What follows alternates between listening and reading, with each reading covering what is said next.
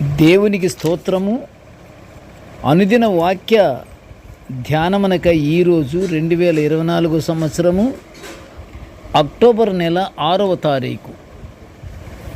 ఈరోజు ధ్యాన వాక్యము పరిశుద్ధ గ్రంథము నుండి యాకోబు రాసిన పత్రిక 5వ అధ్యాయము 11వ వచనాన్ని మనము ధ్యానించుకుందాము. మీరు, యాకోబు గారు అంటున్నారు, మీరు యోబు యొక్క సహనమును గూర్చి వింటిరి. ఆయన ఎంతో జాలియు కనికరమును గలవాడని మీరు తెలుసుకొని ఉన్నారు. ప్రియ దేవుని బిడ్డలారా, నేటి ధ్యాన వాక్యము ప్రభు అయిన యేసుక్రీస్తు వారి దాసుడైన యాకోబు అన్యదేశములలో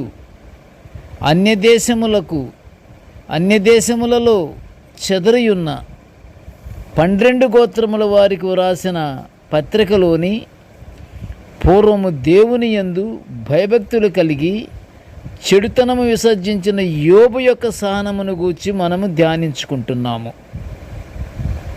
ప్రియ దేవుని బిడ్డలారా, ఎంత చక్కని వాక్యాన్ని యాకోబు గారు వివరించారంటే, ఆయన ఎంత జాలి మరియు ఎంత కనికరము గలవాడో మనకు తెలుసుకొని ఉన్నామని యాకోబు ఇందులో వివరిస్తున్నాడు.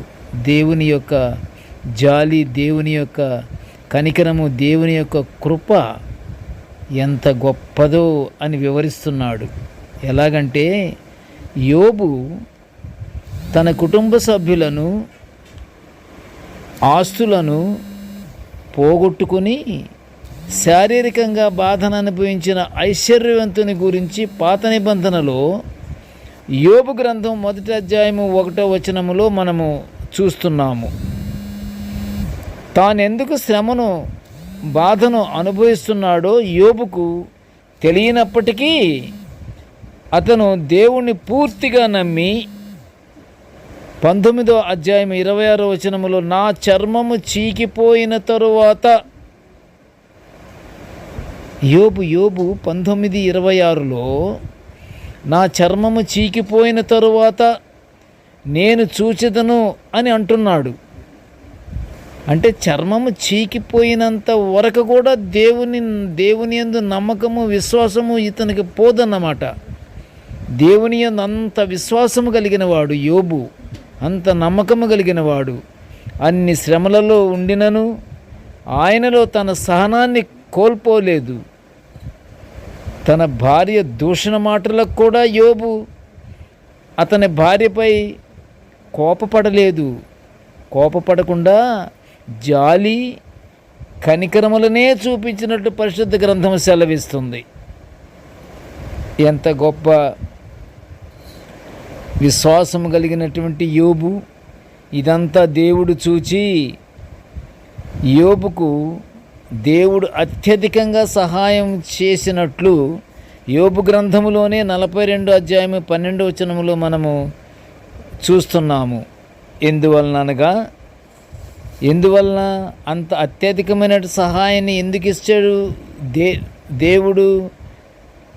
దేవుడు దయాదాక్షిణ్యపూరుడనియు దీర్ఘశాంతము కలిగిన కృపా సమృద్ధి గలవాడని కీర్తనకారుడు కీర్తనలో 103వ సంకీర్తన 8వ వచనములో వివరించటం మనం చూస్తున్నాము. అంటే అంత దయాదాక్షిణ్యములు కలిగినటువంటి తండ్రి మన దేవుడు మనుషుల సహనము, జాలి, కనికరములు కలిగి ఉండి నిత్యము ప్రార్థనలు మనము చేస్తుంటే తప్పకుండా యోబులాగే దేవుని సహాయం మనము పొందుకుంటాము. మామూలుగా కాదు, అత్యధిక సహాయము పొందుకుంటాము. ఊహించనంత సహాయము మనం దేవుని ద్వారా మనము పొందుకుంటాము. ఎప్పుడు మనము సవినయంగా దేవుని ఎడల విశ్వాసముతో దేవుని ప్రార్థిస్తూ మనము ఎల్లప్పుడూ పరిశుద్ధాత్మ సహాయముతో మనము మన యొక్క మనసు, మన చూపు, మన ఆలోచన, మన ఉద్దేశం అంతా దేవుని మీదనే పెట్టి నీవే నా ఆశ్రయము, నీవే నా కొండ అని దేవుని మనము ప్రార్థించుకుంటే మనకు తప్పకుండా యోబుకు ఇచ్చినటువంటి సహాయములాగే మనకు కూడా సహాయము దేవుడు అందిస్తాడు. ప్రియ దేవుని బిడ్డలారా, కనుక నిత్యము దేవుని యందు విశ్వాసం ఉంచి దేవునిలో ఆ సహనాన్ని మనము అభివృద్ధిపరచుకొని ఆ సహనాన్ని పోగొట్టుకోకుండా, మనం అపవాదికి చోటివ్వకుండా నిత్యము మనము దేవుని యందు భయభక్తులు కలిగి ప్రార్థనలో ఉండి మనం పరలోకాశీర్వాదాలు పొందుకుందాము. ప్రార్థన చేసుకుందాము. కృపగల తండ్రి, జీవముగల నాయనా, నీ పాదములకు స్తోత్రములు.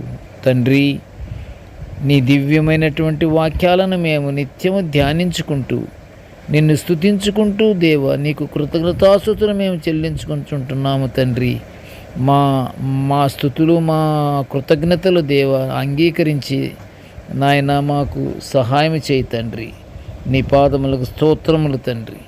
ఇదిగో దేవా, నేటి ధ్యాన వాక్యమును వినుచున్న ప్రతి బిడ్డను ఆశీర్వదించయ్యా తండ్రి. మేము కూడా తండ్రి యోబుకు కలిగినంతటి సహాయాన్ని మేము పొందుకొనుటకు నీ యందు భయభక్తులు కలిగి నీ యొక్క ఆజ్ఞలను, నీ కట్టడలను మేము తప్పకుండా మేము దేవా పాటిస్తూ నీ యందు భయభక్తులు కలిగి మేము జీవించే భాగ్యాన్ని మాకు అనుగ్రహించమని ఈ మనవులన్నీ యేసయ్య పుణ్యనామమున వినయముగా వేడుకొనుచుంటున్నాము తండ్రి.